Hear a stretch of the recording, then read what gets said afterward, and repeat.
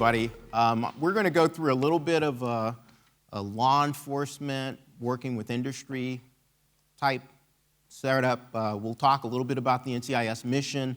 And as we go through this, we're going to talk a little bit about agility, as it works hand in hand with the innovation.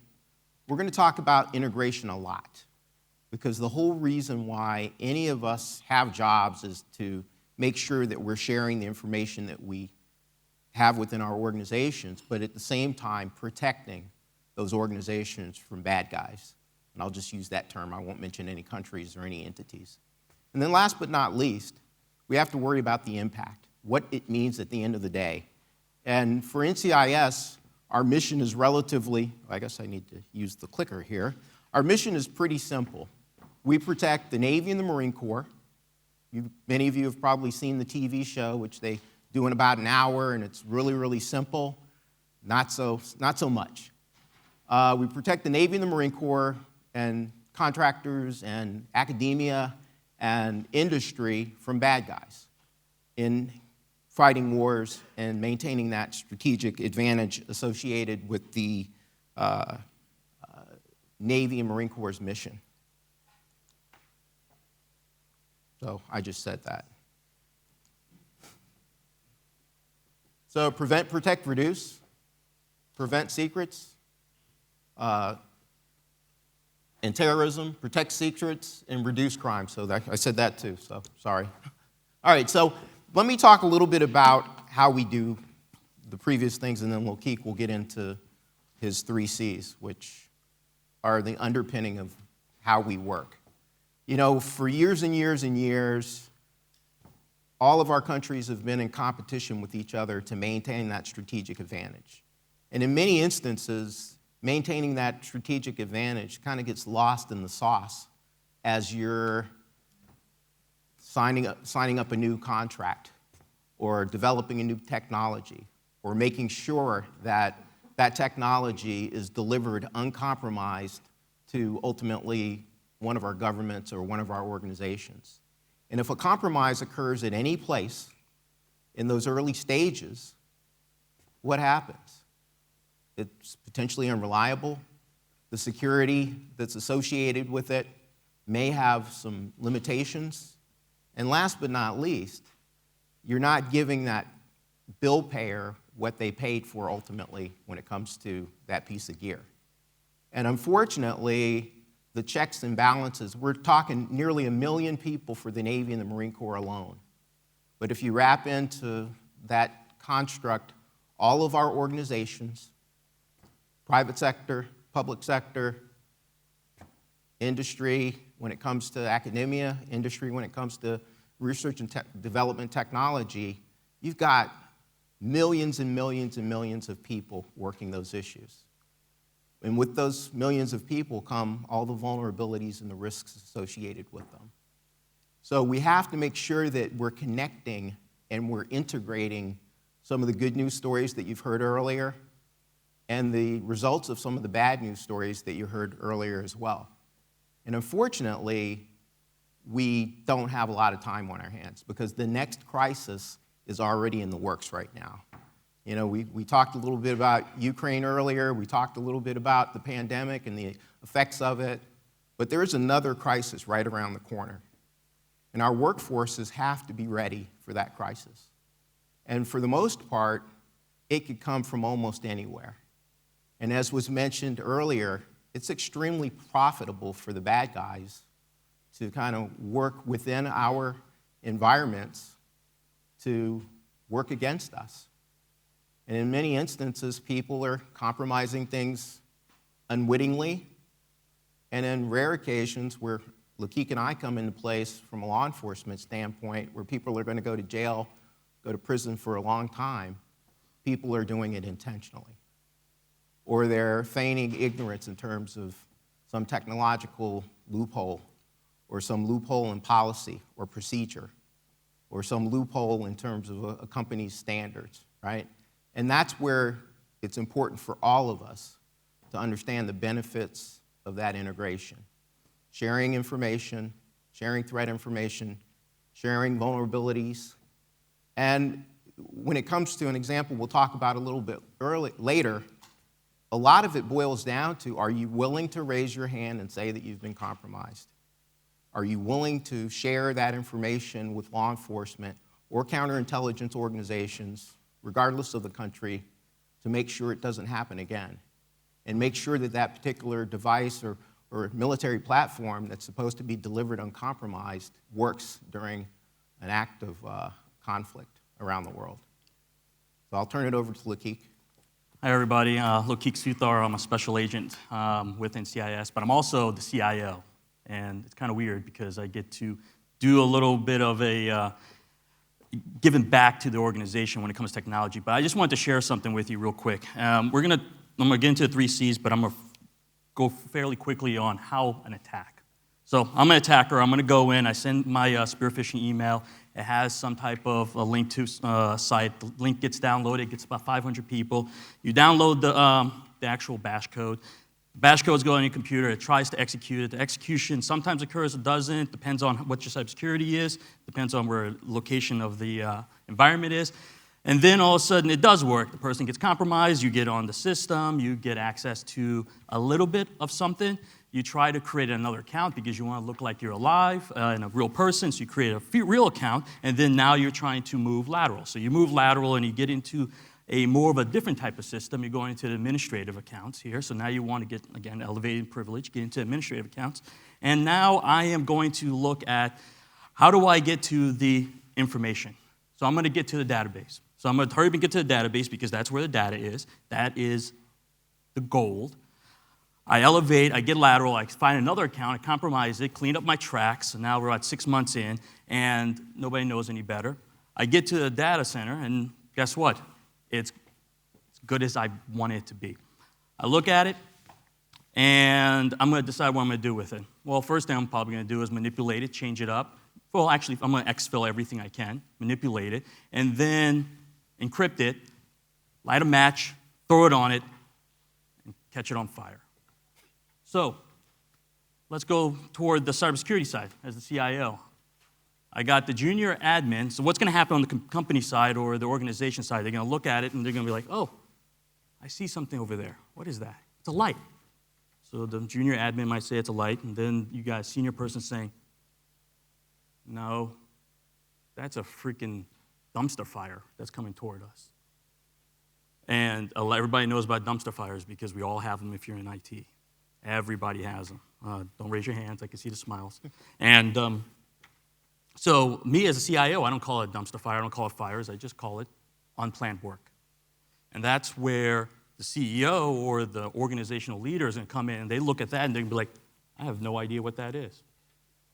Most of you know that because they don't know what it is. You can explain it to them. You can take out crayons. You can take out construction paper. You can explain how this is going to impact everybody.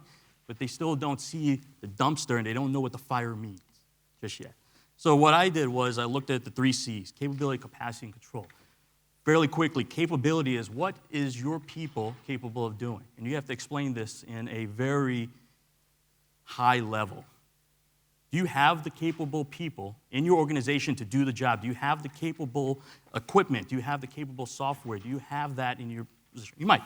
Good. Talk about capacity. Do you have all those people have enough time to do everything that they need to do? You got the dumpster fire that's coming towards you because you know the company's about to get the information to get out everywhere. So what do? Do you have that capability? Because they're already patching, they're already doing vulnerabilities, they're fixing somebody's computer. You've got a leader over here who's mad his email doesn't work. You've got customers yelling. So do you have that? Now the next one is control.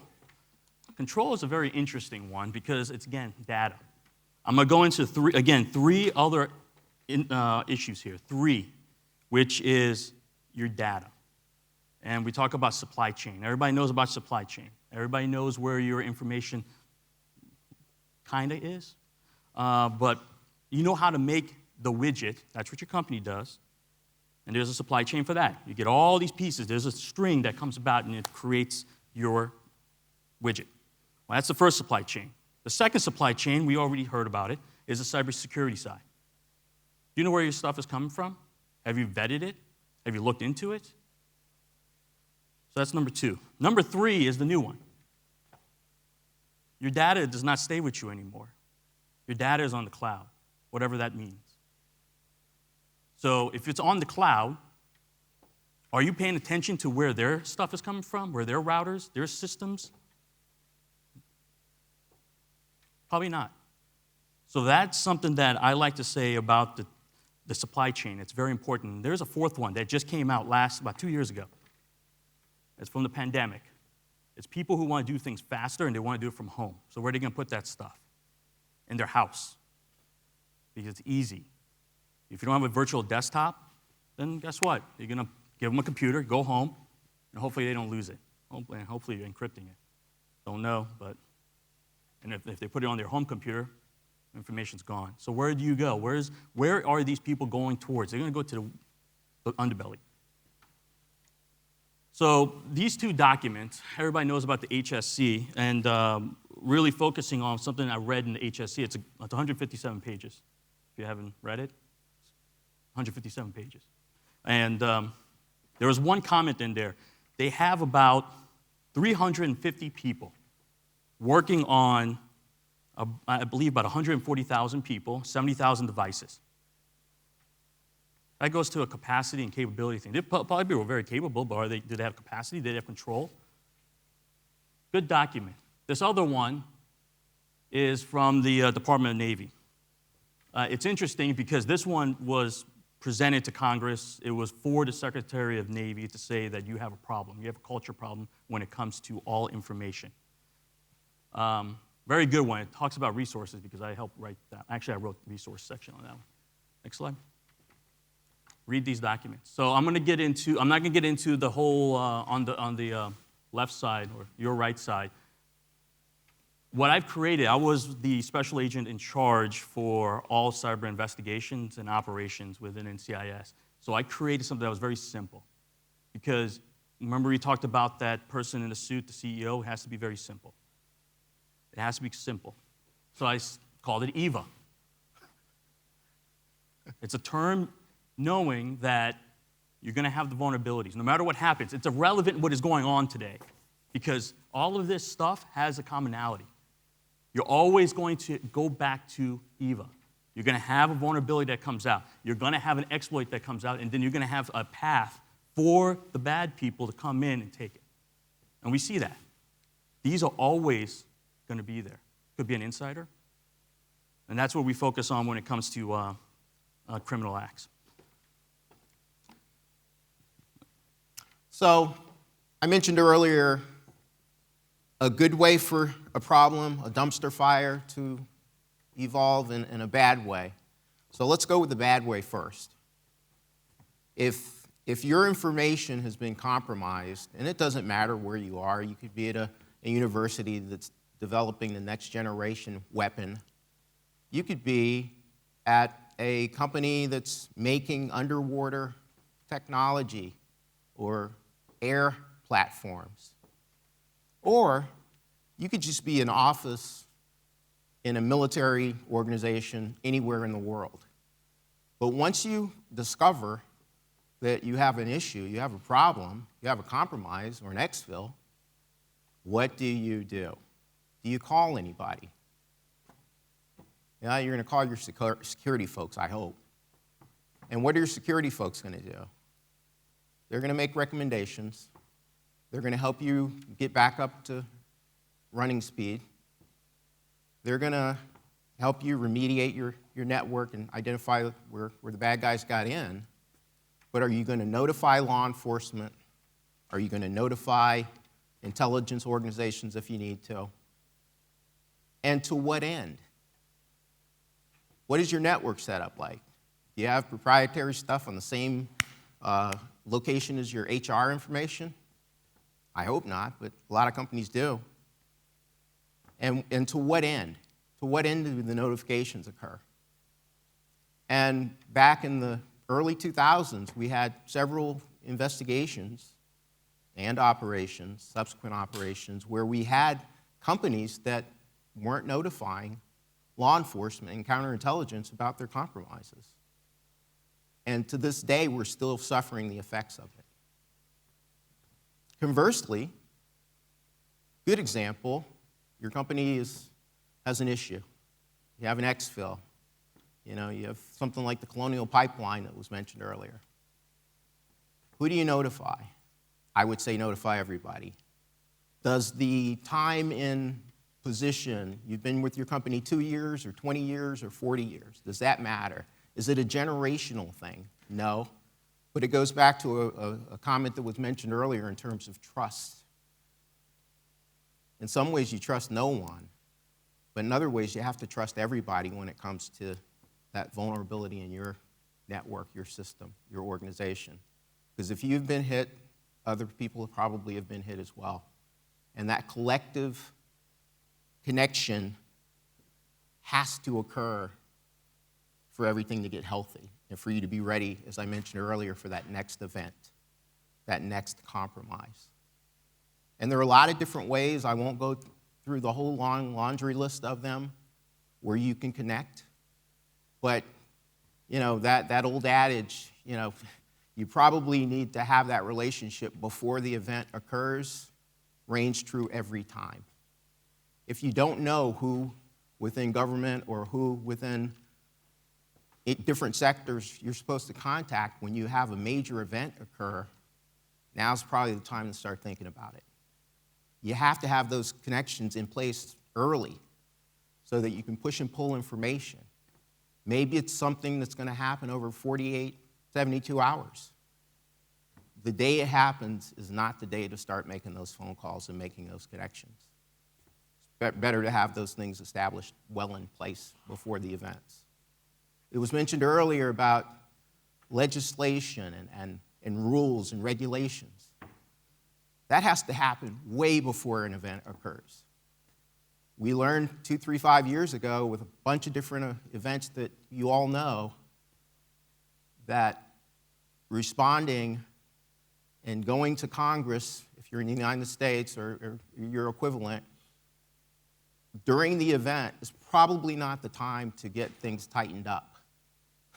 You should probably work on that well in advance. And I know a lot of groups out there are doing that. But you have to be part of one of those groups. And last but not least, as the bad guys get more aggressive, we need to be aggressive. We need to be just as aggressive as they are when it comes to getting ready for that next event. And that being aggressive works hand in hand with innovation and integration. All of those things have to happen at the same time for you to be effective. And how many people love winning over the bad guy, right? That's everybody. Everybody in this room is employed to do that. But again, we only need to make a couple of mistakes for our organizations or our networks to be compromised. They've got tens of thousands of hundreds and millions of events where they're trying to get into our systems and get our information. So on that note, I just want to make sure that that connection piece is ingrained in every single one of you. And everybody can do it at any level. And next one. Yep. So one of the things that, and I put this here, besides it's a pretty cool slide. What we do in NCIS, we want to make sure that goes out and hits the target. We don't want, when the button is pushed, we don't want clown music to occur. and that's key there. And you can substitute whatever you think your company does and how you push it or your organization does. You want to make sure that that goes out. And I'm going to tell you, when you make that phone call to law enforcement and you say, this is the first time I'm telling you about something, it's not going to be a friendly conversation. But please call ahead. Make that relationship. Make that connection. You do that over here already. You can start with small stuff. It can be an IP address, domain, snort, Yara, alert, whatever you want to decide. You already do it amongst yourselves. The law is broken. Somebody came in, took your stuff, and left. It's the same thing when somebody comes in, takes your money that was put underneath your couch, then you moved it to the bank. They went to the bank and took it. Now the money's somewhere in the cloud. Now they're going after that. It's the same thing with your data. It's a crime. And they're winning. So connect. Real quick, I'm going to go I just wanted to put this up here, which is the PCSS. PCSS is a program that is in Germany. Garmisch, I'm alum from them. They get everybody from all the countries, usually about 40 countries, to come together, and it's a month long in Garmisch, right between Thanksgiving and Christmas. Great program. Look into it. Next slide. This is something I usually give to companies. So when I'm knocking on somebody's door and I'm talking to them, it's not good news. I don't come in and say, hey, I'm from NCIS, hi. It doesn't work like that. I'm here to tell you something that's bad's going on, but I'll leave you something good. And this is their top 10 from NSA. This is what you can do, and you can take a look at it and decide where you want to go with it.